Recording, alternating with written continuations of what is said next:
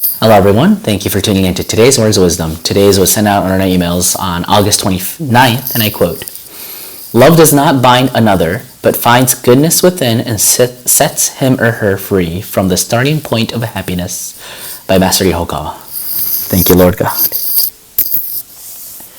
Alright, so as you all already know, the fundamental teachings of happy science is love, giving love. That's why it has a lot of similarities with Christianity. And when we check our love, the one thing that Master has been teaching us is the love that leads to happiness and love that leads to unhappiness. Love that leads to happiness is love that gives, and love that leads to unhappiness or misery is love that takes. And today's Words of Wisdom, I think, is teaching us how to check whether our love is pure or not, or it's in the direction of giving or taking.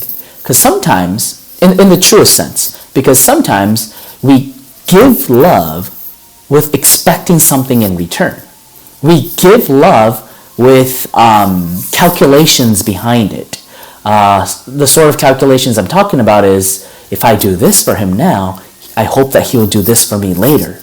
That kind of calculation occurs, and the more adult you become, unfortunately, your views become more tainted, you lose your purity, and this occurs all the time.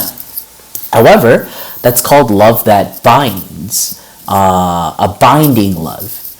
We see this all over the place in the world, such as a mother, a mother that is trying to give good academic, trying to have her child have a good academic background, but she ends up not doing it for her son or her daughter, but actually it's for herself, because she wants to look good within her group of mom friends, to show her mom friends that her son or her daughter went to a good university.